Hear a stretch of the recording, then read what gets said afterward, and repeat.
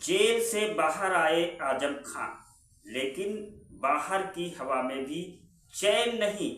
केसों की कतार अब भी लगी है और अदालतें उनका बेसब्री से इंतजार कर रही हैं। नमस्कार, स्वागत है आपका और आपके साथ मैं हूं आर.एस. अवस्थी। सपा नेता आजम खान की रिहाई और नई मुश्किलों की पटकथा शुरू हो गई है। समाजवादी पार्टी के दिग्गज नेता आजम खान भले ही जमानत पाकर जेल से बाहर आ गए हों, लेकिन उनकी मुश्किलों की फाइल अभी भी बंद नहीं हुई है। रामपुर की सड़कों पर उनका जोरदार स्वागत जरूर हुआ, मगर कानूनी मोर्चे पर उनकी परेड जारी है। 3 मामलों में फाइनल कॉल का इंतजार। आजम खान के खिलाफ 3 अहम केस अब फैसले की दहलीज पर हैं। शत्रु संपत्ति के मामले में तो पुलिस ने 3 धाराओं का बोनस भी जोड़ दिया। 2019 के लोकसभा चुनाव के बाद से उनकी मुश्किलों का ग्राफ ऐसे ऊपर गया है जैसे शेयर मार्केट में अचानक आई तेजी। अब जरा आंकड़े सुनिए। कुल 104 मामले, जिनमें 59 सेशन कोर्ट और 19 मजिस्ट्रेट कोर्ट में लंबित हैं। 5 में सजा और 7 में बरी, यानी कोर्ट रूम में उनका स्कोर कार्ड भी उतना ही रोमांचक है जितना कोई क्रिकेट मैच। 2019 में दिया गया भड़काऊ भाषण, जिसने आदर्श आचार संहिता को भी चौंका दिया था, अब फैसला सुनाने के करीब है। चुनावी मंच पर मतदाताओं को अतिरिक्त उत्साह में मतदान के लिए उकसाना अब न्यायालय की नजरों में गंभीर अपराध साबित हो सकता है। इसके अलावा 2018 में अमर सिंह के परिवार पर टिप्पणी करने का मामला भी उनका पीछा नहीं छोड़ रहा है। अब केस रामपुर में चल रहा है और फैसला कभी भी आ सकता है। 1 अक्टूबर को रामपुर की कोर्ट में शत्रु संपत्ति मामले में आजम खान को हाजिर होना है। कोर्ट ने साफ कहा है, पर्सनली आइए, ऑनलाइन उपस्थिति नहीं चलेगी।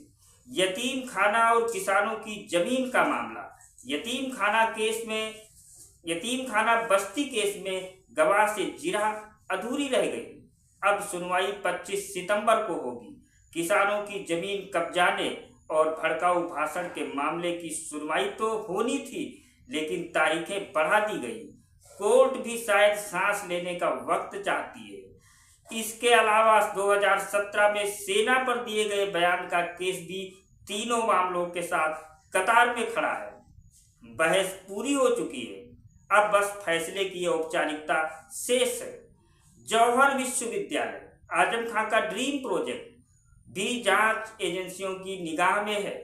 आयकर विभाग ने 350 करोड़ रुपए की गड़बड़ी पकड़ी और जुर्माने व ब्याज समेत 550 करोड़ की वसूली की तैयारी कर ली। विश्वविद्यालय का निर्माण अवैध पैसों से कैसे हुआ, ये ट्रस्ट आज तक नहीं बता पाया। ईडी भी पीछे नहीं है।